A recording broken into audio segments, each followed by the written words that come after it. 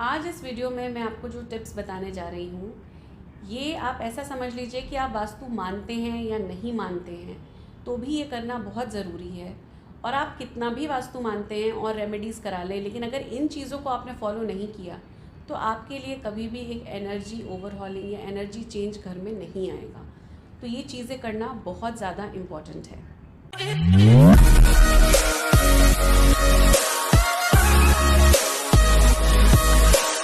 नमस्कार, मैं नेहा जैन, वास्तु कंसल्टेंट।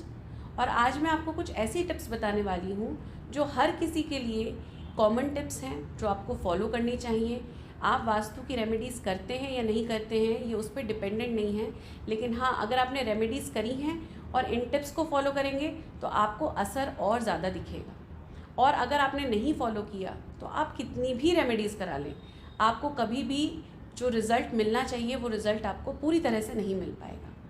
तो सबसे पहले आपने बहुत जगह देखा सुना भी होगा, सबसे पहले डीक्लटरिंग, यानी कि घर में इस तरह का सामान जो हम कभी इस्तेमाल ही नहीं करते, साल में एक बार भी हमारे काम में नहीं आ रहा है, इस तरह के सामान को इकट्ठा करना बंद कर दीजिए। बिल्कुल इसको घर में स्टोर करना बंद कर दीजिए। हर चीज़ की एक एनर्जी होती है, हमारे आसपास जितने भी ऑब्जेक्ट्स हैं सबकी एक एनर्जी होती है। तो हम क्या कर रहे हैं, हम सामान को जब इकट्ठा कर रहे हैं, हम स्टैग्नेंट एनर्जी क्रिएट कर रहे हैं, एक नेगेटिव एनर्जी बबल क्रिएट कर रहे हैं अपने चारों तरफ। ये सामान हमारे किसी काम में नहीं आ रहा, वहीं रखा हुआ है, रखे रखे इसके आसपास की जो एनर्जी लेवल है वो बहुत वीक हो जाती है, बहुत ही नेगेटिव एनर्जी क्रिएट हो जाती है। तो इस तरीके से डीक्लटरिंग करते रहने से क्या होता है, घर का जितना भी वेस्ट सामान है जो आप यूज़ नहीं कर रहे हैं, जो काम में नहीं आ रहा, वो आपने घर के बाहर कर दिया, अपने घर को हल्का कर दिया, खाली कर दिया, अपने घर से स्टैग्नेंट एनर्जी को रिमूव कर दिया। तो ये बहुत इंपॉर्टेंट है। सामान को प्लीज़ इकट्ठा करना छोड़ दीजिए। इस सामान से आपको सिर्फ़ और सिर्फ नुकसान ही होगा। अगर आपके घर में कोई भी सामान आप एक साल में एक बार भी इस्तेमाल नहीं कर रहे, उसे मत स्टोर करिए। चाहे वो बुक्स हो, चाहे वो बर्तन हो, चाहे वो कपड़े हों, जूते हों, बच्चों के खिलौने हों, क्रॉकरी, कुछ भी इस तरह का सामान जो यूज़ में नहीं आ रहा है, आप उसको प्लीज़ कंटिन्यूसली डिस्कार्ड करिए, डोनेट करिए।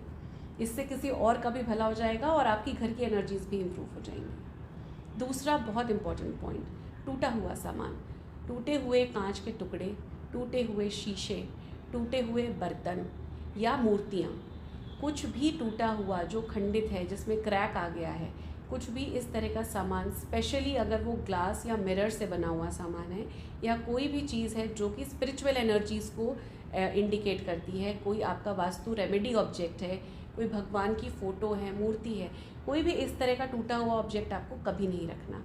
क्योंकि अगर एक बार उसमें ब्रेक आ गया या क्रैक आ गया तो उसका जो एनर्जी बैलेंस होता है, जो इक्विलिब्रियम होता है, वो डिस्टर्ब हो जाता है। तो इस तरह के ऑब्जेक्ट्स को आपको कंटिन्यूसली डिस्कार्ड करते रहना चाहिए। टूटे हुए ऑब्जेक्ट्स को कभी घर में नहीं रखना चाहिए। Third point, cracks. हमारे घर में कई बार ऐसा होता है, पुराना होता जाता है घर, तो वॉल पे क्रैक्स आने लग जाते हैं, फ्लोर पे क्रैक्स आने लग जाते हैं। अगर आपके घर में इस तरह के क्रैक्स आ रहे हैं तो उन्हें तुरंत रिपेयर करिए। रिपेयर करना बहुत इम्पॉर्टेंट है। याद रखिए कि कोई भी चीज़ अगर वो अपने प्रॉपर एब्सोल्यूट शेप में नहीं है, अगर वो टूट गई है, क्रैक हो गया है, तो उसकी जो इंटैक्ट एनर्जी है वो चेंज हो जाती है। तो हमको कभी भी ब्रोकन पीसेस को नहीं रखना चाहिए घर में, उन्हें लगातार डिस्कार्ड करना चाहिए। Number 4, leaking taps. कहीं भी अगर आपके घर में पानी टपक रहा है, नल से टपक रहा है, दीवारों से टपक रहा है, सीपेज है, तो इनको रिपेयर कराइए। अब बहुत लोग मुझे ऐसा बोलते हैं कि हमने बहुत बार कोशिश करी है, बहुत बार रिपेयर करा लिया है, लेकिन फिर भी आ जाता है, फिर भी आ जाता है। उस केस में मैं आपसे कहूँगी कि आप वॉल्स पे क्या कर सकते हैं, आप रिपेयर करा लीजिए और उसके बाद टाइलिंग भी कर सकते हैं आप। तो डायरेक्ट जो सीपेज है वो आपके घर को एंटर नहीं करेगी। हालांकि सबसे अच्छा ये है कि वो पूरी तरीके से एलिमिनेट हो जाए, तो उसकी जो भी नेगेटिविटी है वो चली जाएगी। पर अगर आपकी लाख कोशिश करने के बाद भी वो सीपेज रह ही जाता है, तो आप एटलीस्ट वहाँ पे टाइलिंग करा लीजिए, वहाँ पे कुछ कवर कर लीजिए, ताकि वो सीपेज आपके डायरेक्ट एक्सपोजर में ना आए। तो कोई भी लीकेज या सीपेज आपको हमेशा तुरंत के तुरंत रिपेयर कराना है, क्योंकि इस तरह के बहाव से जो फ्लो हो रहा है उससे घर की सुख समृद्धि भी घर से बाहर जाने लग जाती है। तो ये आप ज़रूर ध्यान रखिए कि कोई भी तरह का लीकेज आपके घर में नहीं होना चाहिए, हो रहा है तो उसको तुरंत रिपेयर कराइए। नेक्स्ट, जाले। जाले नहीं लगने चाहिए घर में कहीं पर भी। रेगुलर क्लीनिंग करिए। अपने मेन डोर को, अपनी विंडोज़ को, जितनी भी ग्रिल्स हैं आपके घर में, इन सबको रेगुलरली क्लीन करिए। आप रोज़ नहीं कर सकते तो 10 दिन में एक बार, हफ्ते में एक बार साफ़ करिए, लेकिन इंश्योर करिए कि आपके घर में कहीं पर भी जाले नहीं लगने चाहिए। ये भी आपके घर में नेगेटिव एनर्जीज़ लेकर आते हैं, तो ये बहुत इम्पॉर्टेंट है। नेक्स्ट, अपने घर को प्रॉपरली ऑर्गेनाइज रखिए। ऑर्गेनाइज रखने का मतलब ये नहीं है कि घर में कभी भी आपको फैलारा होना ही नहीं चाहिए, ऐसा नहीं। लेकिन आपको क्या करना है कि एक तरीके से हर चीज़ की एक डेडिकेटेड स्पेस बनाने की कोशिश करिए। मेडिसिन्स की एक डेडिकेटेड स्पेस बनाइए, अपने क्लोथ्स की एक डेडिकेटेड स्पेस बनाइए, शूज़ की एक डेडिकेटेड स्पेस बनाइए। इससे क्या होता है कि आपने जब चीज़ों की जगह निर्धारित कर दी तो वो चारों तरफ स्प्रेड आउट नहीं हो रहे हैं। जैसे मेडिसिन्स, अगर आप घर में चारों तरफ फैला के रखेंगे तो आप हर तरह से इलनेस से चारों तरफ से घिरे हुए हैं। लेकिन एक वास्तु रिकमेंडेड जोन है जहाँ पे आपको मेडिसिन रखनी है, जहाँ पर मेडिसिन रखने से कूलिंग इफेक्ट आता है और आपकी हेल्थ में इम्प्रूवमेंट एक्सेलरेट होता है। तो ऐसा करने से क्या होगा, आपकी मेडिसिन भी चाहे सारे घर में नहीं फैली, एक जगह रह गई, आपने उसका एक जोन निर्धारित कर दिया, वहीं से आपने मेडिसिन ली, खाई और वहीं रख दी।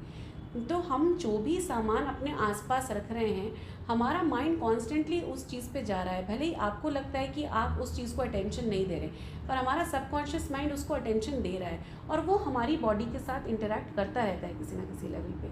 तो हमारी आसपास की सराउंडिंग कैसी है, इससे हमारा मेंटल बिहेवियर, हमारा जो पीस है, जो हमारी माइंड की कामनेस है, वो रेगुलेट होती है। तो अपने आसपास ऐसी चीज़ों को रखिए जिसे देख के आपको अच्छा लगे। तो जितना आप घर को ऑर्गेनाइज रखेंगे उतना आपको फील गुड फैक्टर मिलेगा।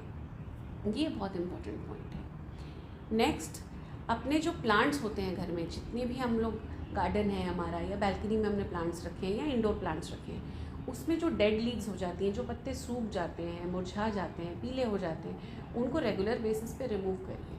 प्लांट्स की मेंटेनेंस करिए, ये बहुत इंपॉर्टेंट है। प्लांट जो होता है वो लाइव एनर्जी का रिप्रेजेंटेशन है और बहुत ज़्यादा हमारे एनवायरनमेंट में एक ब्लिसफुलनेस क्रिएट करते हैं। प्लांट्स अपने आप में एक बहुत पॉजिटिव एनर्जी लेकर आते हैं। लेकिन अगर वही प्लांट झड़ रहा है, सूख रहा है, मुरझा रहा है और हमने उसको रखा हुआ है, तो वो एक तरीके से डेड एनर्जीज़ लेकर आता है। इसीलिए आपको हमेशा ड्राई लीव्स को डिस्कार्ड करते रहना है, प्लांट्स को मेंटेन करना है और इंश्योर करना है कि उनकी लाइवलीनेस, उनकी ग्रीनरी है वो वैसे ही बनी रहे। तो ये सारे इंपॉर्टेंट टिप्स हैं जो आपको घर में ज़रूर फॉलो करने चाहिए। अगर आपने रेमेडीज़ कर ली वास्तु की, दुनिया भर के पिरामिड्स लगा लिए, आपने क्रिस्टल्स रख लिए, लेकिन वो उन पिरामिड्स पे धूल है, क्रिस्टल्स पे धूल है, आपने वास्तु पेंटिंग्स लगा ली, पेंटिंग्स पे धूल है, वो क्लीन नहीं हो रही रेगुलरली, या इतनी रेमेडीज़ करने के बाद भी घर में बहुत ज़्यादा क्लटर है, सामान भरा हुआ है, ऑर्गेनाइज नहीं है, जाले लगे हुए हैं, तो ये सब रेमेडीज़ आपके लिए काम नहीं करेंगी।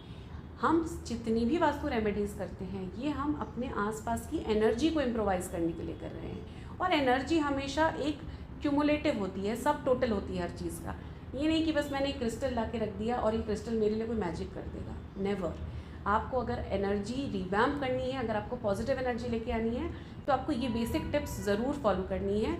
और अगर आप इन टिप्स को फॉलो करेंगे और साथ में वास्तु रेमेडीज़ करेंगे, आप देखेंगे आपको रिजल्ट्स 100 टाइम्स बेटर मिलेगा। और आप कंपेयर कर लीजिए ऐसे घर जहाँ पे रेमेडीज़ तो कर रखी है लेकिन ये सारी चीज़ें फॉलो नहीं हो रही, वहाँ पर उनको रिज़ल्ट हमेशा कम मिलेगा। तो मेरी इन टिप्स को ज़रूर फॉलो करिए और मैं हमेशा यही आशा करती हूँ कि आप सबके घर में पॉजिटिविटी बनी रहे और आप सब खुश रहें। हमें सब्सक्राइब करने के लिए, हमारे वीडियोज़ देखने के लिए बहुत बहुत धन्यवाद।